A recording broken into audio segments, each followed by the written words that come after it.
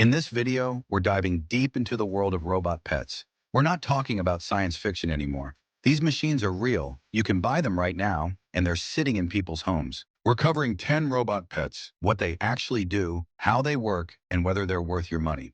Let's get started. First up, let's talk about the walking robots. These are the ones that look like dogs and move on 4 legs. The Unitree Go2 is a quadruped robot from China. It costs between $1,600 and $3,000 depending on which version you get. This robot can walk at speeds up to 3.5 meters per second. That's actually pretty fast. It uses something called 4D LiDAR, which gives it a 360-degree view of the world around it. The battery lasts 1 to 2 hours when it's walking around. But here's what you need to know. This is not a pet. This is a remote-controlled drone with legs. Yes, it has a follow mode, but it doesn't love you. It follows you like a shopping cart follows when you push it. The motors make a whining noise. When it walks on hard floors, you hear constant mechanical tapping.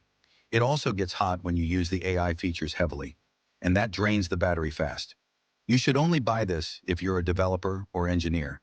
This is not something to cuddle with on the couch.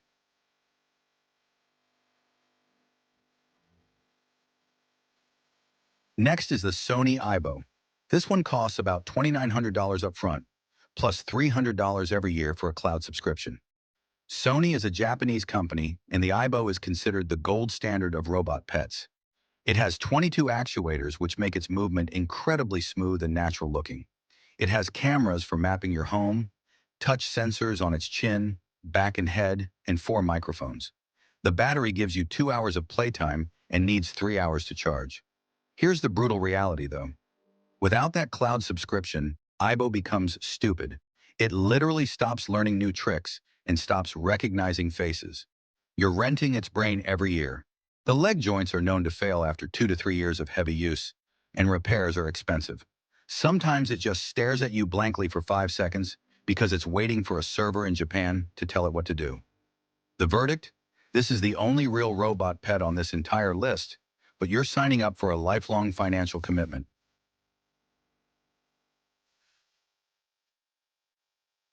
The Xiaomi CyberDog 2 costs around $1,800 to $2,000. It's modeled after a Doberman, but it's actually the size of a small terrier. It can do backflips and recover from falls instantly. The computing power is impressive at 21 TOPS, but there's a major problem. This robot is optimized for the Chinese market. Much of the software and apps are in Chinese. You'll struggle with language barriers and server connections if you live outside China. Also, it's surprisingly small. Marketing photos make it look big, but in reality it weighs only 8.9 kilograms and feels delicate. It's a cheaper alternative to the Unitree, but only if you're willing to hack through language and region barriers. The MarsCat from Elephant Robotics costs $1,300 to $1,400. This one is powered by a Raspberry Pi computer, which means it's open source. You can program it yourself. It's fully autonomous and doesn't need a controller. The battery lasts 2 to 3 hours. But here's the truth. It doesn't move like a cat. It moves like a robot trying to be a cat. The motion is stiff, mechanical, and loud. The build quality feels plasticky compared to Aibo. It also runs warm because it's basically a walking computer. This is excellent if you know Python and want to code your own cat. If you just want a pet, you'll be disappointed. This is a developer's kit disguised as a cat.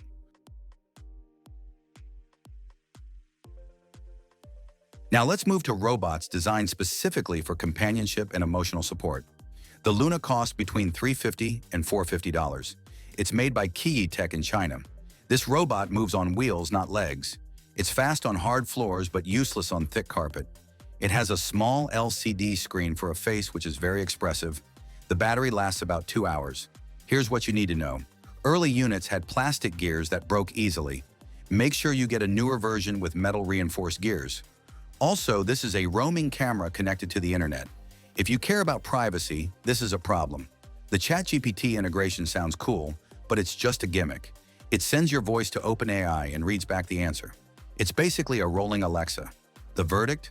This is the best value toy for kids and teens, but only if you have hard floors and stable Wi-Fi. Moflin is made by Casio in Japan and costs about $400. It looks like a furry sausage. It has no face and no limbs. It uses an emotional map that changes based on how you treat it. If you ignore it, it becomes sad and anxious. But here's the reality, it does nothing. It vibrates and makes cute noises. It cannot follow you, play fetch, or even look at you. The fur gets dirty and is hard to clean. You're paying $400 for a vibrating pillow. It's a high-tech stress ball that's good for a desk toy, but practically useless otherwise.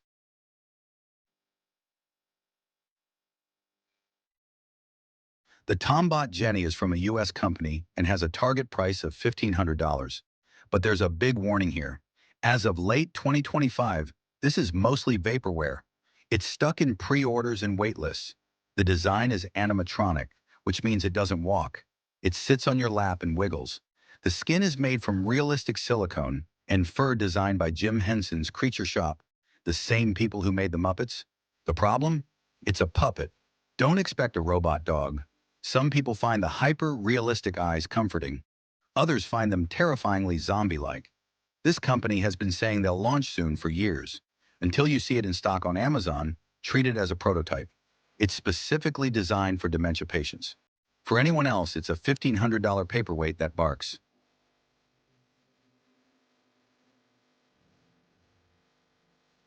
Joy for All robots cost between $110 and $140. These are made by Ageless Innovation, which spun off from Hasbro. You can find these at Amazon and Walmart. They use basic light and touch sensors. There's no AI and no Wi-Fi. They run on regular C batteries. The body is plush fur over a hard mechanical shell. The truth is, this is advanced Furby technology. It purrs when you stroke it and rolls over. That's it. You can hear the gears whirring loudly every time it moves. You also cannot wash the fur, so if someone spills something on it, it's ruined. This is perfect for advanced dementia, where complex AI isn't necessary. For everyone else, it's just a moving stuffed animal. Let's talk about the small robots designed to sit on your desk. EMO costs about $300 for the standard version, or $370 for the version with an auto charger. It's made by LivingAI in China. It has a wide-angle camera, 4 microphones, and touch sensors on its head. The battery lasts 2 to 3 hours. The go-home station is mandatory if you don't want to plug it in 3 times a day. This robot can dance and play mini-games on its screen. The AI makes its movements fluid. But here's the problem. EMO has edge sensors, but they fail. Eventually, it will dive off your desk. If it lands on its face, the screen cracks and it's game over. Like Aibo, it's a brick without Wi-Fi. If LivingAI's servers go down, it gets brain damage and can't understand commands. It's charming for about 2 months. After that, it's a noisy clock that demands you play rock, paper, scissors while you're trying to work. It's the best desktop pet currently available, but you need a baby-proof desk.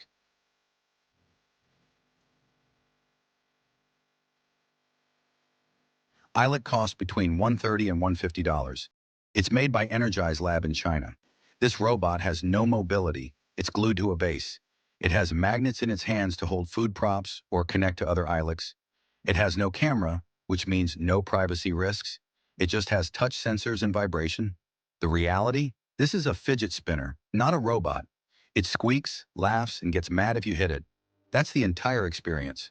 The marketing tries to convince you to buy 2 or 3 so they interact. They just scream at each other in gibberish. It's not swarm intelligence. It's a headache. The arms are fragile and snap if kids handle them roughly. This is a cute desk ornament for $140. But don't expect companionship. Expect a digital hamster that doesn't move.